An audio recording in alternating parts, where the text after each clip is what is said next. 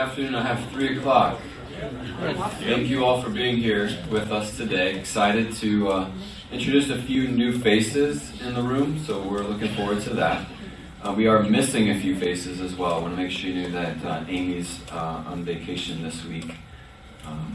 And then Hannah and Anna Grace. Hannah's not going to speak today, but she's here. She didn't have too much to share. But Anna Grace is going to be returning at the end of August.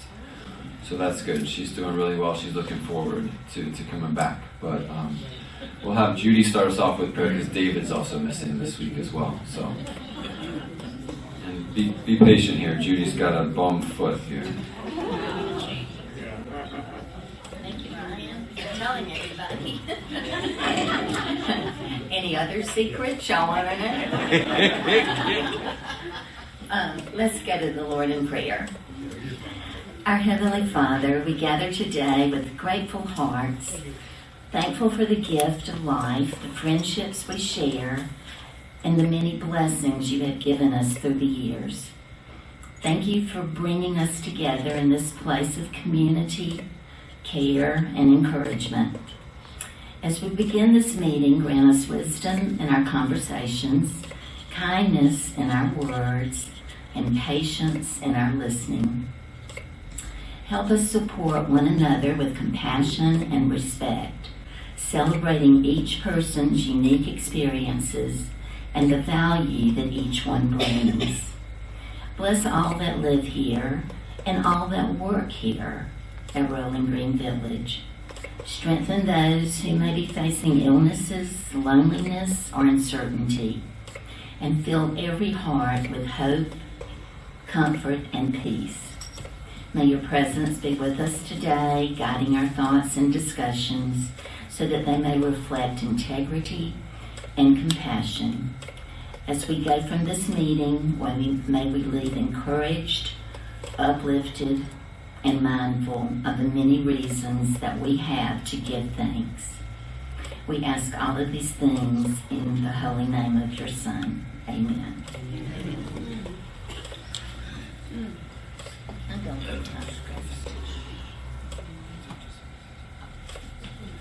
I want to jump in and thank you, Judy. I want to jump in and introduce Tess before Judy comes back up here. But Tess, how do you say your last name? Bowie. You want to come on up? So Tess is our new accounting director, financial services director. She started at the end of June, and we're extremely grateful to have her here with us. And I asked her to come and say hello, and then also maybe talk a little bit about where she was before here and how she's off to a great start. So, and then afterwards, she's got a lot of work to keep learning. So we're gonna have her leave after that. She doesn't want to stick around for the whole meeting. Hi everybody, I'm Tess Bowie. I'm excited to be here at Rolling Green. I have always loved accounting. I'm super excited to be able to have a career that I enjoy doing. And just a little bit of background for me. I used to have my own accounting practice as a young mom when I lived in Greenwood, just down the road just a little bit. And then as my kids got older and their hobbies and their school got more and more expensive, I moved to the Greenville area to pursue some more opportunities. I have a lot of experience in manufacturing, nonprofit, and even I have one community, retirement community living experience under my belt as well before getting here to Rolling Green. So I'm super excited to be here. I've met some of you before. Forgive me if I look at your name tag and forget names. I'm on information overload at the moment, but please stop by and see us. We're going to be decorating my office pretty soon, so come by and see the new decorations and say hello. Glad to be here. Thank you.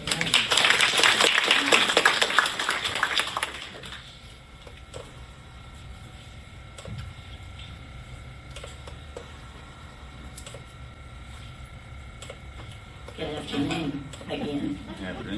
I have a few announcements from charitable giving. One of the first announcements, it's that time of year again, and it's time for the annual back to school backpack campaign. And This year, we have increased from 50 children up to 61 children. Loie Skelton is still helping with that, but Rolling Green, is just kind of coordinating with some of the logistical things. And we are still going to need some volunteers, and read, as Amy always says, read your highlights, and that information will be in there this Friday. But each bag this year is running about $50 each. I guess it's tariffs, I'm not sure. And but we're helping grades go from first grade to 12th grade. And as our numbers, as I mentioned, has gone up from 50 to 61 children. So that's a big jump for the needs in our community. The second announcement is the Rotary Club of Rolling Green Village wants to thank everybody that came out last Friday that attended the reception. It was a lot of fun celebrating becoming the first Rotary Companion Club in the District 7750, which goes from Pennsylvania all the way down to the middle of South Carolina, in a senior life planning community. So that's really a special honor for Rolling Green Village. If you were at the celebration, you got to experience what Rolling Green has on our campus, a magic table. And the magic table is part of a happiness program, and for those that are wordsmiths out there, I didn't misspell program. This is a British company, and that's the way they spell it, okay? It's an interactive projector system that's designed specifically for assisted living and memory care. But Amy and I have enjoyed playing with it too. I mean, it's for all levels. It's so much fun. It is mounted on an IV pole, and the projector provides a 360-degree projection. It can be on the ceiling, on the wall, or on the floor, and or on a bed sheet if a person's confined to bed. It helps through the responsive light games. It helps encourage physical, cognitive, and social engagement. And it's absolutely fantastic. Now, the Rotary Club of Rolling Green Village submitted a grant application to the Reedy River Duck Derby Foundation for the magic table, and it's funding for 1 year, and we receive the entire funds, which is very unusual in grant funding. The cost is $5,000 a year to lease it. They discourage purchasing it because it's all run on software, and the software updates by plugging it in, and it updates once a month.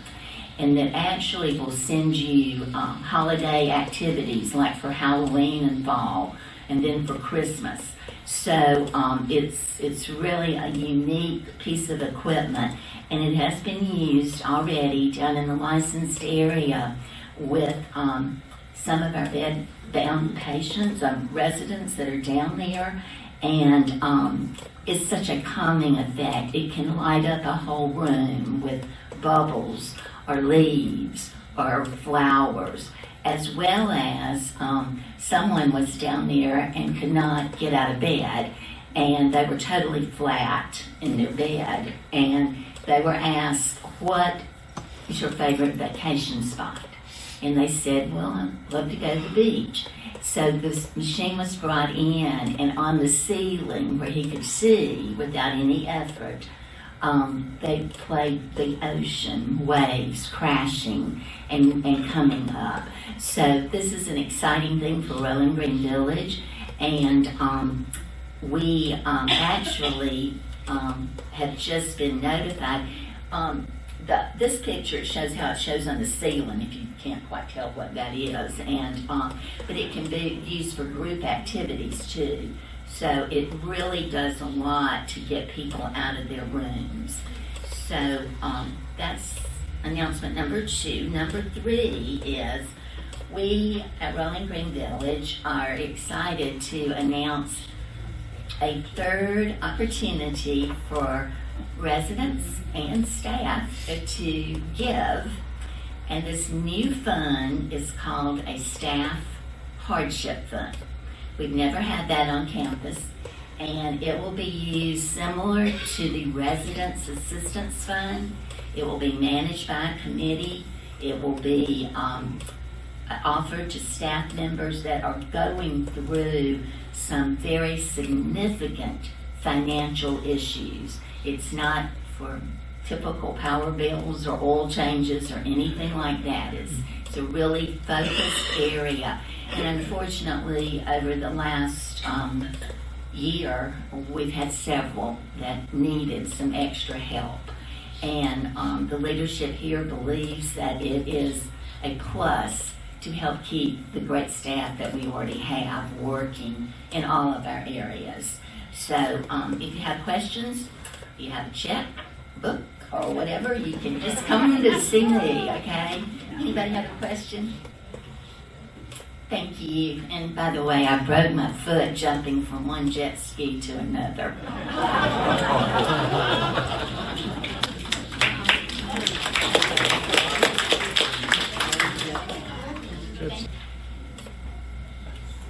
Good afternoon. Good afternoon. I'm excited to announce this is Danielle Taylor. She's our new clinic nurse. She started on Monday. So I'm going to let her talk a little bit about herself, but I want to say appreciative to Jane. She's helped us out in the transition between Kathy and Danielle. I told her the other day, because she's been here most days, and I said, somebody walked by and just surprised. I said, just like your celebrity, Jane. You know, they're seeing you around more and excited. The residents are excited to see her. So very appreciative of her and all she's done for us. But I'll let Danielle speak on herself a little bit. Hello, everyone. I've met many of you since Monday. You've been dropping in through the clinic, so it's been really pleasant since Monday meeting everybody. And it's been such a warm welcome compared to where I've come from. I've never been told so many times in my life to have a good day. No one tells me that when you go into other places where I have worked. I come from, within the last 5 years, doing the agency work and also working at a veterans home in behavioral health care and psych. So this is a very welcome change to be a clinic nurse and work with, you all and provide just a positive and therapeutic experience. So it's been really wonderful, really, since Monday. As I am ending the end of the week, I can say my toughest transition has been navigating the building. So, you all have been easy. Learning the job has been easy. Navigating the building with the construction and parking has been something. Yeah, but I'm going to have it down by tomorrow. I lived in Houston for 11 years, and I moved to Five Forks 5 years ago. My husband works at Michelin, and his job moved us here. We have 3 children, 1 in college, 2 at Malden High in high school. And I'm just excited to be planted here and, I don't know, just hang out with you all for a while. Yeah, it's been really, really pleasant. So I thank you all. So not to confuse you, but we will have, Danielle Taylor, Danielle T, and then we know Danielle S. So we'll have both of them in the clinic. Yes. Danielle said her family calls her Nell, and then Danielle Taylor said her family calls her Danny. So I don't know if we'll do that. But Danielle is going to talk to you about transportation now. All right. Hello, everyone. Can you hear me good?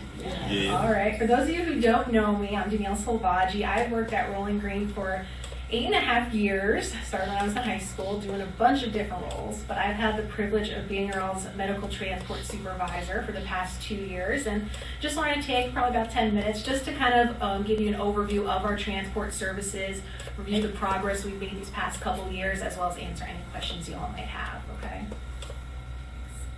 So just a quick overview of our services. I want to mention our drivers who make this all possible. If you have not had the pleasure yet of meeting John and David, they are just the greatest guys, very reliable, dependable, so friendly. Residents really enjoy their company when they're going to and from their appointments, so I just want to give them a shout out and thank them. Our hours of operation for transportation are Mondays through Fridays, not on the weekends. On the weekdays, we can transport you to appointments as early as 7 a.m. all the way through 2:30 p.m.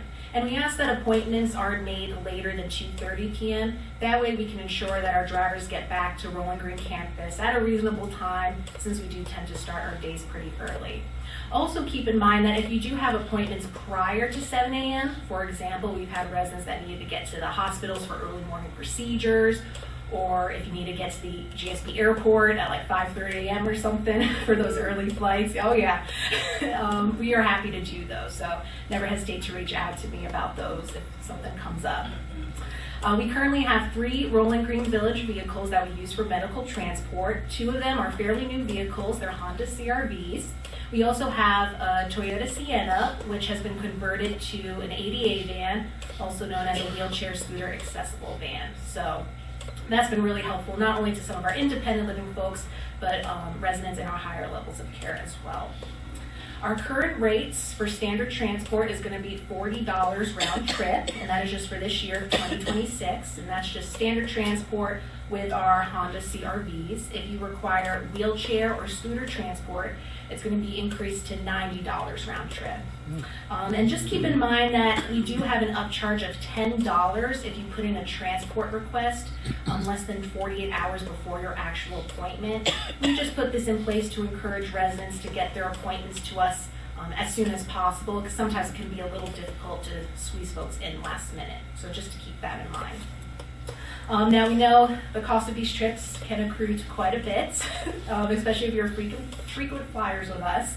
So we have a coupon incentive that we've established. So every time you have a transport with us, your driver gives you their business card with their phone number on it.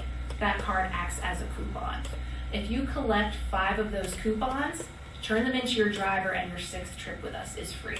Okay? And then at the end of each month, if you've turned in cards within that month, you'll receive a receipt in your mailbox. It's just like a colored piece of paper that lets you know the day that your trip was marked free.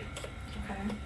And this is just kind of the basics. I'm going to be outside after the meeting with printed out sheets that go a little bit more into detail about our policies, and also has my contact information for you all. Okay.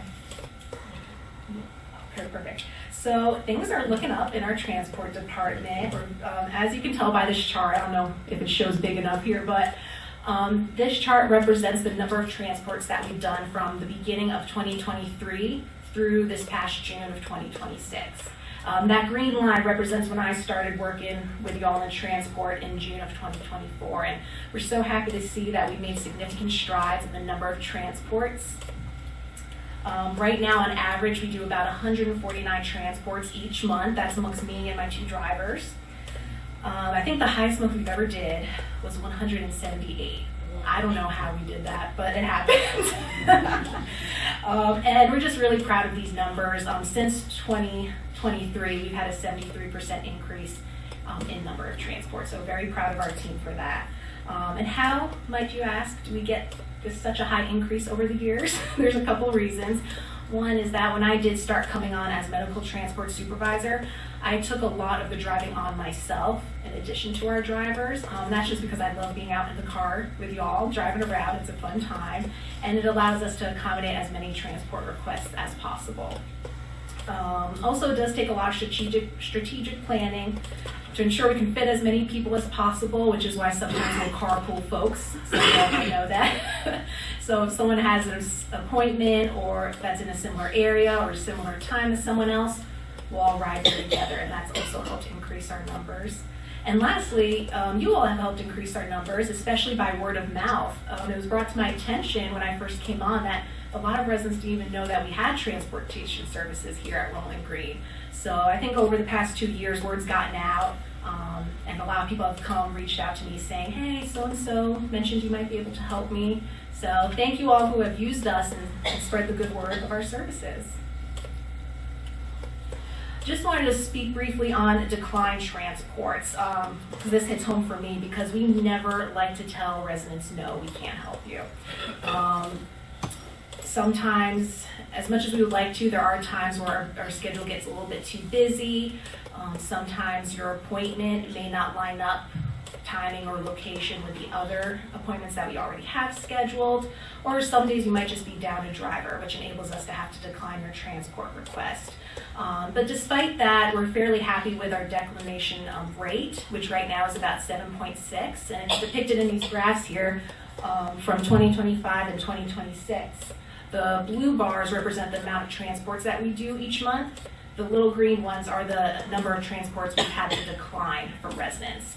But whenever we do a decline of transport, don't fret, it's not the end of the world, where there are other options.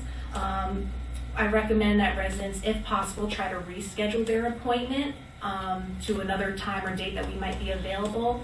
I completely understand if this isn't always possible. Sometimes appointments are very far out if you end up rescheduling, or it's an urgent need and you can't afford to push it. If that's the case, try asking a friend or family member that has a vehicle available. If that's not an option either, I do have a list of outside transport resources that I'd be more than happy to give you the numbers for if needed. Okay. Let's see. Oh yeah, and just thank you in advance if you do, come to us with any transport requests. We know it's frustrating trying to navigate without a car, trying to navigate doctor's appointment times. When we're available, it can be frustrating. So just thank you for your understanding and flexibility in that. Lastly, just wanted to answer some burning questions that we've gotten over the past couple years, and wanted to just address them. Maybe it answers a question you already have in mind. The first one is, how do I pay for this transport? On the day of your transport, no money, no tips, nothing is needed. Everything is billed directly through your Rolling Green Village account, whatever you have set up with billing. So your charge will appear in your monthly invoice. Okay. The next question is, do you only transport to medical appointments? And yes, although medical appointments take up a majority of our trips, there have been times we brought residents to non-medical things, such as the pharmacy. We brought people to banks, vets for their pets, hair and nail salons, because those are important too. Tax offices, memorial services, and the airport, as mentioned. If you do plan on doing any big bulk shopping, we encourage you to utilize the Rolling Green Village bus trips every week. And then also wanted to mention, sometimes there's confusion with the on-campus shuttle. That's not our department, that is Amy and her team and Resident Life Services. They run the shuttle that gets you to and from places on campus, whereas we go off of campus. The next question is, how do you get in contact with me if you have any questions or put in a transport request? I will admit I'm not always in my office because I am out on the road driving a lot. So just keep that in mind if I don't get to you right away when you contact me. But there are many ways to get in touch with me. The first one is calling me at my office number, which I will leave on the sheets outside the door. If I'm not there, leave a message. You can email me. We have a Rolling Green Transport email that actually Shannon has access to as well. So if I'm ever out for some reason, she can still have access to your transport requests. Residents have messaged me through the community apps as well. If you look at my contact information, your message will come right through my email.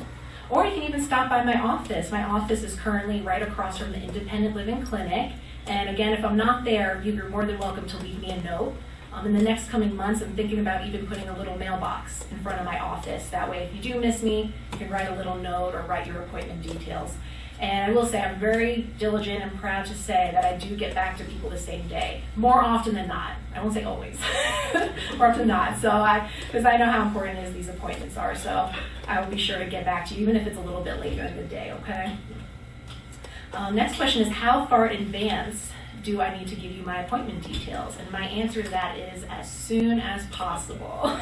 The sooner the better, because we have just been so busy lately, which is great, but it does make our schedule fill up fairly quickly. So although sometimes we can accommodate last minute transports, it's just easier and safer to get them into us as early as possible.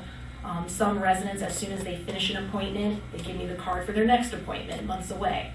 We have other residents that will call me at the end of each month to give me a list of appointments for the next month. So you kind of do whatever you're comfortable with.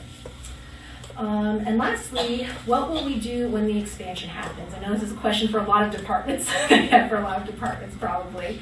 And for us, what we're doing is we're just keeping an eye on that declination report. So as we're welcoming new Rolling Green residents into our community, if we start to notice the decline rate increasing, and we're saying no more frequently, we will potentially likely hire a new driver as well as get a new vehicle to keep up with the demands. Okay. And of course, if y'all have more questions for me, I'm happy to answer it, but just wanted to say thank you for giving me the time to speak to you all. And of course, if even not today, if down the road there's any questions you have, feel free to stop by my office, call me. I'm happy to further discuss with you. But any other questions? How far out do you go? Yeah. Oh, great question. So I think the farthest we've ever been is Spartanburg, which is sometimes 30 to 45 minutes. But everything, because we live in Greenville, there's a lot of medical offices, pretty local here. So I would say Spartanburg is probably the farthest. If you have something farther, we can talk about it, and it could be a good possibility. But most of our drives tend to be pretty local around like the Patewood Hospital area. We go downtown towards the hospitals. We drive there a lot. Places. Any other questions? Thank you, Danielle, for the job you do. Oh, thank you, Jean. Thank you, everybody. Love you all. Thank you.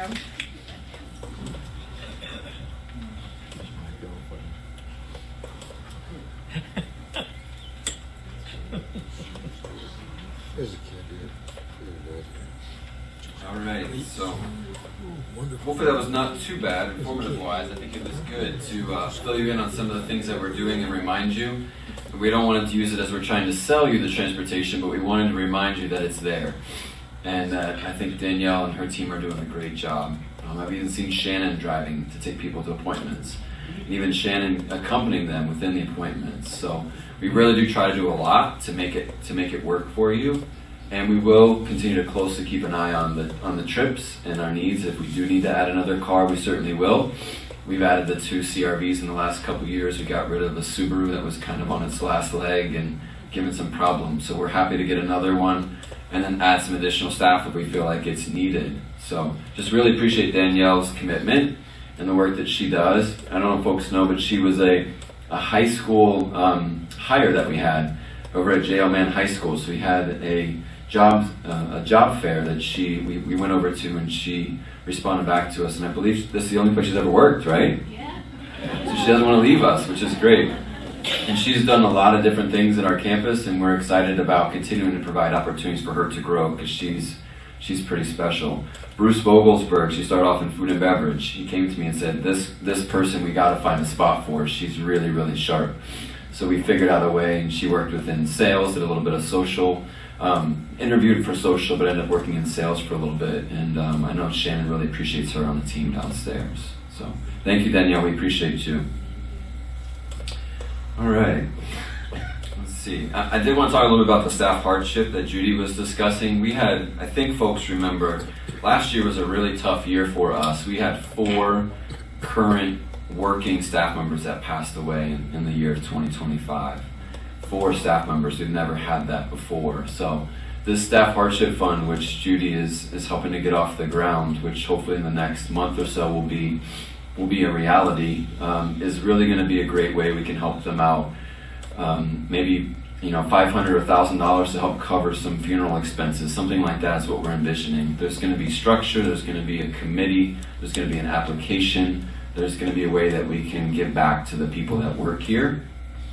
We've also had situations where staff members have had a fire at their house, where a staff member had a tree fall on their house, where a staff member's parent passes away and they have to get on a plane really quickly, and the cost of a ticket is not cheap last minute. So we want to have those situations where we might be able to help out the great staff that we have. So that's something that's been important to me. We've talked about it for a little bit, but bringing it to reality here in the next couple of months is something that we're excited to do. So I just want to make sure you knew a little bit more about that from what Judy was talking about. We're going to move forward. Everybody knows we had some telephone issues in the month of July.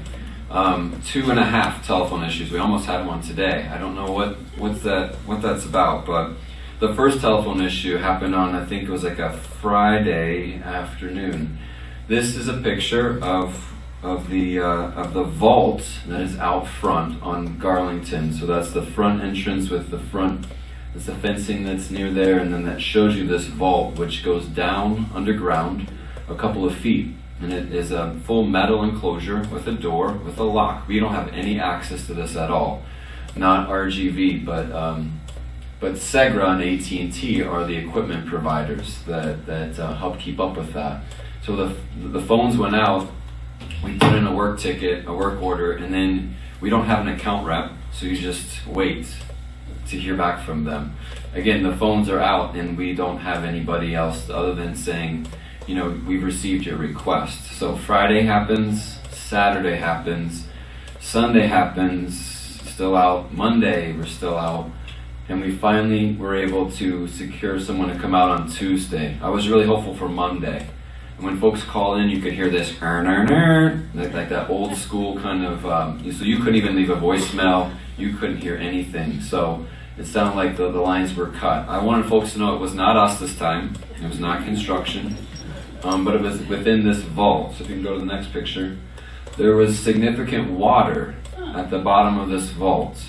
There's a sensor within this vault that wasn't working. There was a sump pump within this vault that wasn't working. So it was this perfect storm.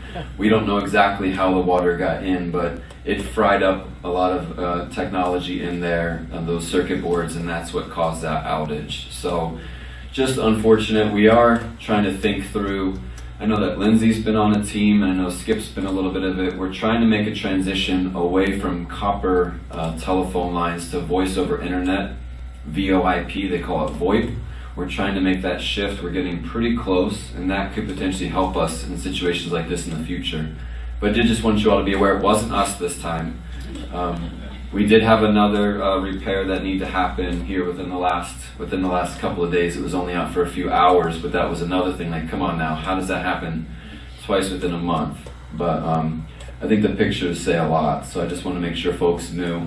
We wanted to make sure we posted on the website. We made sure we told you all on the One Call Now system, and try to get it back up as soon as we can. You want to move along? So some campus improvements. Let's see, did we skip a few? Maybe I moved it around.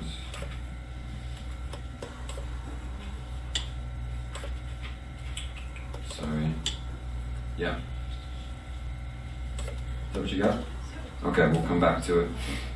Some campus improvements. The middle pond plantings. Holly's going to be out here tomorrow as we continue to improve the space out there. We know that there's some weeds out there. We know that there's some things that are doing well and some things that are not doing well. So Holly's going to help us to keep track of that, continue to work on improving. We felt all along, and Holly's shared with us all along, it's going to take a couple years before it starts to look the way that we want it to. So I just want you to be aware of that. So we're going to meet with her tomorrow afternoon. We also did put aquatic plants in the pond. You have to look really, really closely. Skip showed me a picture of it, and he zoomed in, and he zoomed in again. So there are supposed to be some lilies. I think we planted 5 that are supposed to be in 5-gallon buckets in that middle pond area. But if you look really closely, you can see them. So it's kind of a test opportunity to see if how they'll survive and thrive. We don't want them to overtake the entire pond, but we wanted to try something a little bit different. So Holly will take a look at that again tomorrow as well and see if there's any other things we can do to improve that. So we're hoping that that will eventually take and it'll look a little bit different in the coming months. The Village Green Courtyard, I don't have a big update. We have gone back through the resident committee. We met. We created a couple of changes in hopes of changing the scope a little bit and reducing some of our costs. We got back 1 quote this week. We're still waiting for 2 more. It's reduced the cost a little bit, but not a lot. But we are continuing to move forward with that project. The Village Center renovation, as you can see, the front desk and the signage, we're still waiting on a little bit of the rest of that to finish out between the furniture and the artwork. But Lindsay did tell me that there's going to be new doors that are installed this weekend here. So there'll be kind of an interior vestibule door to help out with some of the heat and some of the bugs and some of the wind that the folks get at the front desk. So that's going to be happening here over the weekend. And keep moving along. The new recycling dumpster location, we have, I believe we've purchased a fence. So there is going to be a perimeter fence that also is installed in that location. It's going to be kind of 3/4 around the dumpster area. That was one of our negotiations with the county when it came to finishing out that space. So I wanted you to make sure that you knew that the plants, they're pretty well set, but that fencing is going to be coming in. It might take between 4 to 6 weeks, and then we're going to have Allison Brothers install that fencing for us. And it'll be similar fencing to what we have at the front gate area as well, and the back gate as well. The manufactured wood that doesn't require a lot of upkeep. Make sure everybody knows too about the Wellness Center parking spots that are in that location. Just continue to use those, and that's helping out with the increased traffic over in that area. And then we do have new equipment that's been ordered for the gym. We sent them a check. We're waiting on the delivery of the new equipment. It's going to be in August. So a new SciFit recumbent bike machine you kind of use with your hands, and then also a new rowing machine, just swapping out the rowing machine that's been used quite a bit. The Commons Front parking lot, Skip's been working a little bit on this. We're going to be patching and seal coating and restriping probably next month. We don't have a final date yet, but wanted you to have a heads up. That's going to be a little bit of a project where we're going to have to break out and divide the parking lot into 3 different sections because we need to keep flow, we need to keep access to it. But it's been about 6 years since it was installed, and you can see that it's starting to show weather, and you can't see some of the parking spots there. So we'll keep you apprised on when the plans come together and what that's going to look like. We'll have a map for you, and we'll let you know when that's going to start. Hopefully it won't take too long to do, but the plans are in the works, and I just want you to be aware that that's another project that we have moving forward. Keep going. Just an overall, again, making sure folks know where the new recycling construction dumpsters are in that back area. Back here. Move on to the next. Yeah, that's what I thought we might have missed that. Go ahead. If you want to pull it up. Please. So I want to talk to you about June. We had a pretty good month of June, but there's a couple of caveats. One, in the month of June, we had another accounts receivable bad debt allowance that we had to subtract some of our revenues. So that brought our revenues down by a little over $100,000. There's a good thing to share with regards to that. This is a new best practice that LCS has helped us to implement. And the bad debt allowance is when folks come through the rehab area, and whether it's through a Medicare Advantage plan that we run into an issue with billing, or whether it's somebody that's here private pay that doesn't end up paying us when we send them a bill in 30 or 60 days, because we can't make them pay before they leave. We have to wait, we have to bill Medicare first, and then we have to send them a bill. At times we do have some balances that are out there. If they're 120 days or more before they've been paid, Life Care Services recommends that we write them off on a temporary basis and have an allowance that affects our revenues, but they can be reversed once we receive those funds. So one of the wrinkles we've had within the last 6 months is an issue with United Healthcare, where United Healthcare was not making payment to us for the some of the claims that we have. So that was a challenge for us, and it was about $150,000 that United Healthcare was not paying to us. So we had to enlist a consultant to help us dive into it, take a look at the claims, take a look at all the codes. This is some pretty complex stuff, and it's challenging, but we were able to get that resolved and actually rebuild those. So we've written off about $200,000 so far this year. $150,000 of that will be reversed once we get this payment here. So claims have been submitted, and hopefully within the month of August, if not in early September, we'll receive those funds. But these are some of the challenges that we have when you're working with Medicare Advantage. We do have a good billing team. I think they want to do the right thing, but sometimes mistakes can happen, and sometimes those codes are just one thing off and it kicks back. But this is a bigger UHC thing that we were able to sort out. So that will help us reverse the revenues, and we'll see that reflected coming up in either August or September. But that's the reason why we were off about $50,000 on our revenues for the month. We continue to be 94% occupied, which is great. Our goal is 95%. So 94% across all the areas: independent living, assisted living, memory care, healthcare, and rehab. So we do continue to see great revenues. On the expense side, we did have a couple of expenses that came up above what we had planned that caused us to see that. We did see food costs go up last month. That was quite a bit more than we had planned. As you're all aware, folks that go to the grocery store, groceries are not cheap right now. We also had a recruiter fee to pay to find Tess. We paid a consultant to help us find her. We had a couple of different interviews, but the recruiter helped us find someone that was a higher level that we feel is going to be a really great person for us. So that was something that came up in that month. We also had our fire safety inspections and also our annual termite inspections that all hit in the month of June. So some of these things we have budgeted, but they just happen to all fall in that month of June. So June doesn't look as good, but moving forward, we feel good that July we're going to bounce back. We still did make money, we just didn't make as much as we had planned. So we still had $89,000 of net operating income. We had planned for $295,000. We are still around $300,000 above so far this year through the first 6 months. So we are in the net positive. We're in the green by over $300,000 for the full year, even with this one not so good month. I just want to share the financials for you from June. I'm going to keep going.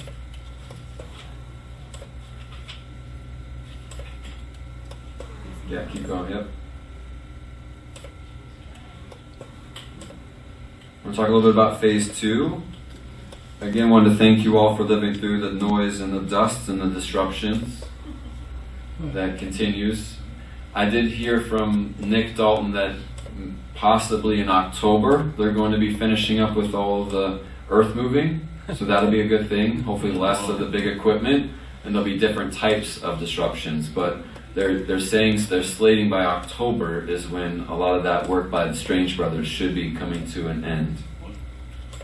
Did want you to make sure you're aware of a change that I was told about from Nick this week, that they're going to be deploying the stoplights again out on Hoke Smith that have sensors. So there's going to continue to be a lot of activity going across Hoke Smith. So those stoplights do have sensors on them, so you'll see those out on Hoke Smith, that we want to make sure that you stop when it's red and you go when it's green because of a lot of the traffic that's going across the street. Next, we have installed a new ramp, and we also put in a new handrail. It was just down there a little bit ago, so that's good. We heard someone had a splinter from the first handrail, so there's a new plastic handrail. It's a little bit lower. That's definitely a good safety upgrade, so I want to thank Clancy for being very responsive to putting that in.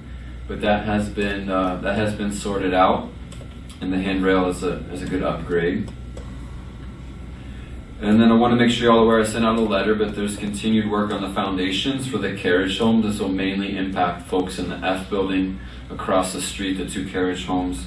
There's going to be foundation pours coming up this next week on the 29th and the 31st. Next, 110 is our number. So 110 new homes have been sold out of 116. So we continue to have a few that have canceled, and a lot of those cancellations, talking to Lexi this week with the POA presence, comes back to health-related concerns from folks that are no longer able to live independently, so they've decided to change their mind. But we've also been continuing to backfill and backsell any of those cancellations. So we're still at 110 out of 116, which is about 95% sold.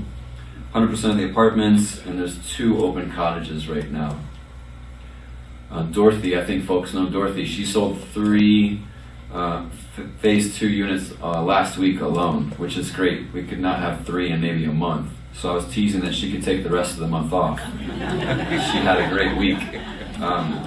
So we are continuing to see really good momentum. They finished all of the selections, so all of that process has been done. So Kirsten did a great job of meeting with every individual resident and going through all of their selections and finalizing those. So that's a big weight off of Kirsten's shoulders, and we continue to move forward with the construction and the sales process. We're hoping maybe by the end of September, maybe beginning of October, we'll be 100% sold. We would have been there by now if there weren't some of these cancellations, but that is part of it, and that's expected. Next slide, please. Just remind everyone of all the communication plans that we have in place. We do have a town hall coming up. We talk a little bit at the executive director meetings, and then the project reports, and also the comments poster board visual. If you go to the next slide. So our next phase 2 town hall is coming up on Monday, August 3rd. It's going to be in this room. We'll have Nick from Clancy and Faze there. Lucas from LCS Development will be here, and then also we'll have Giselle Figueroa. He is the gentleman that helped us build the chapel, and he is helping us to lead the effort back here in our assisted living. It's a picture of the site map. Keep going, please. The tentative schedule, as we talked about before, second quarter of next year and third quarter of next year. We're still targeting to have everything finished up. And I want to answer a couple of resident questions. Alexi shared these 2 questions with me that came from the resident association meeting. There was a question around the current meal counts across our campus. So this shows the number of meals that we have been serving from January to June of this year. So we're averaging about a little over 24,000, almost 25,000 meals a month. And this is broken out by independent living, skilled nursing, memory care, employees, and guests. So it's good to see kind of the work that they're doing. They're really doing a great job. Their commitment to quality and service, you all see that and feel that every day. The question was asked on the independent living meals. The independent living meals includes all patio homes, all apartments, and all of your guests that come with you. The guest meals are actually they're actually folks that come into the licensed areas and may want to eat with a loved one. That's under the guest meals. And then right now we also do have a certain number of the continental breakfast that we put down as a guest meal right now. Some of that might change after talking to Rich. He's going to follow up with LCS. But that's some of the definitions in those areas. So about 2.25 or 2.33 meals a day for residents across all those areas. Next question.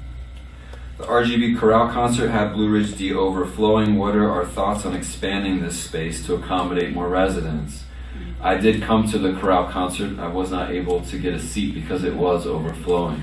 And that's the busiest I've ever seen this room. So we don't have any plans right now, not to say we won't change plans in the future. And it's something that we're going to continue to keep an eye on. So I can't say right now we have a plan to bump out a wall, but we will continue to keep an eye. I think when I asked Amy, because I think Amy's a good barometer to say how many times has the room been like that, she indicated it's just at the chorale concerts pretty much. So I think it's something for us to talk to the chorale about and how we can navigate that. I use the analogy of NFL football stadiums and Clemson Death Valley. To build a place that large to only use 8 times a year is not really smart business practices. So I really do feel strongly if you're gonna build a space and only use it once like that, we could probably use our resources differently. So one idea we have, kind of like we're doing with the town hall, could be, and I'm not saying we have to do this, but could be a couple different performances. Just like, the concert series downtown, just like the play, that may be something we come up with. But for right now, we'll continue to keep an eye out, and we'll continue to be open to making changes if we feel like the demand is definitely there. Last slide, and I'll open up to some questions. We wanted to have you save the date for Thursday, October 1st. We're going to have a 40th anniversary celebration for Rolling Green Village, which is going to be a really good time. Plan to invite former board members, former residents, former staff members. We're going to unveil a pretty neat new addition to the community. It's going to be in the front Commons parking lot. There'll be some guest speakers and some guests here, so we're really looking forward to getting together and celebrating 40 years of being here in this special place. So Want to make sure you knew about that date coming up. It's hard to believe it's almost August, and October will be here before you know it. So more details to come. That was all that I had. I do have one question here from the Phase 2 question box, but it's not really a Phase 2 question, but I'll go through it anyway. It says it would be much easier and faster and maybe more efficient overall if we could pay our monthly invoices via auto pay credit card. All of my bills are structured auto pay except for the RGB bill. We do get this question come up from time to time. Within the last couple of months, we have implemented a credit card system up in the commons dining room.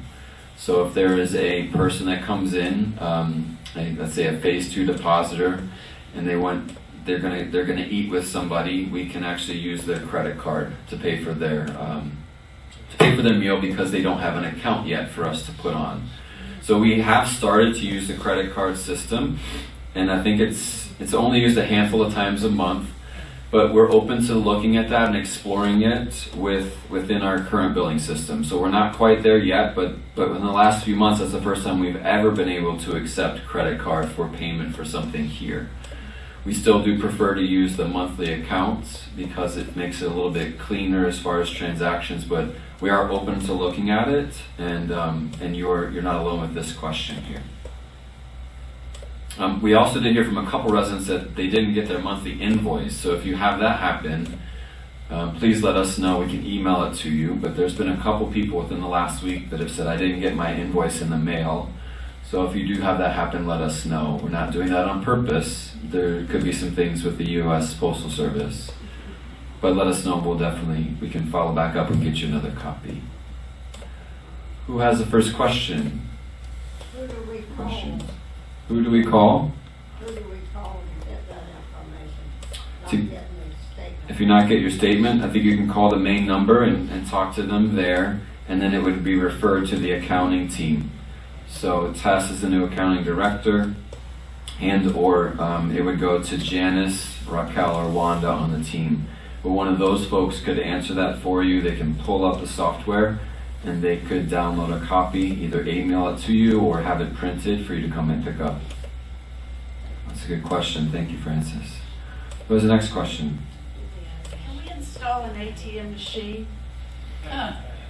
Yeah, that is something that's been something we've thought about too. We had somebody come out and give us some quotes, and then it kind of fizzled when Sean left, and we've not picked it back up. But we did find a vendor that could provide one. We were trying to find the right location. That's a secure location. That's not in the middle of everything. How about right across from the dining room? We were thinking about that as well. So there's a couple different spots. But the other wrinkle was you can buy a machine, but then who's going to load it? Do we have to load it? Do we have to go out to the bank?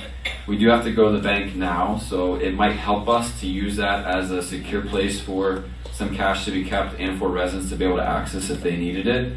So we did find one. When we asked a local banking partner, they said that they didn't feel like there was enough traffic for them to install an equipment with their name on it, but there was some of these kind of third-party companies that could do it for us. So we did research it, but we haven't executed on it yet. It will be something I'll revisit with Tess about when she gets her legs underneath her, and it's something we do want to continue to consider. Next question. Hold on one moment here. We'll get you the mic so everybody can hear you. They can hear me. Just to make sure. I'm a school teacher. Without question now. Are people aware that we can write a check for $100 a day cash here?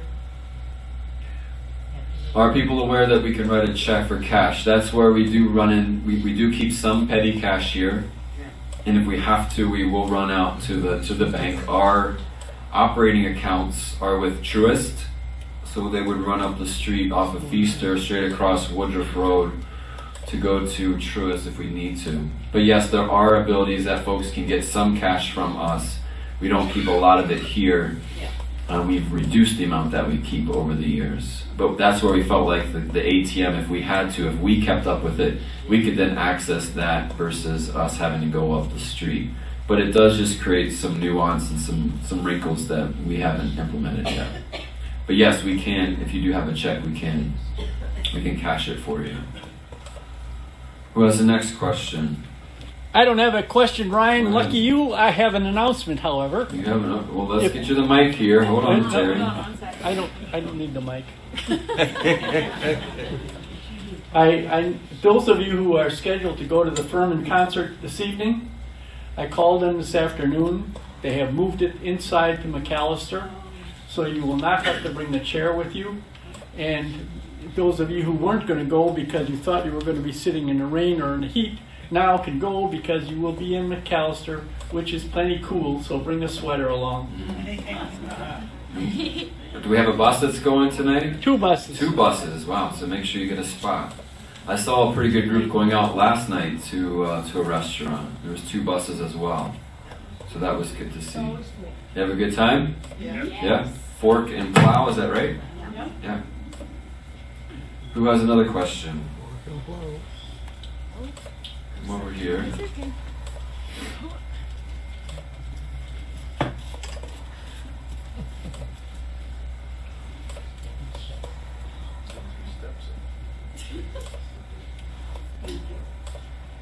I'm Jackie Dudley, and we have lived in Lakeside for 12 years. I would like to see a railing going from Lakeside up to Hoke Smith because Warren and I walk there most every day. We used to walk with our dog, but she just passed away, unfortunately. I'm sorry. But it's hard as you get older to walk up that since they put in a new sidewalk. We do need a railing there. It would be most helpful for us. Yeah, and I appreciate that question. That's been brought up a couple of times. And when we redid that sidewalk, we felt like we were changing some of the slope from the way that it was before, where it wasn't straight down, but it actually kind of went a little bit more of a kind of a hump there. So we did feel like it helped. Since I've had that question come up, and I talked to Dick about it as well, I've reached out to our engineer, and he hasn't gotten back to me yet with what his plan would be for that. So Josh with Gray Engineering asked him to look at it to see where he would make sure, based upon the slope and from a civil engineer's perspective, where the handrail should be. Because we don't want to put it on the entire slope. We want to make sure we put it where it's most needed. So I'm waiting for Josh to get back to me, but that is something we're going to consider. I can't give you a time frame on when it will happen, but we are definitely researching it with the goal of doing that in the near future.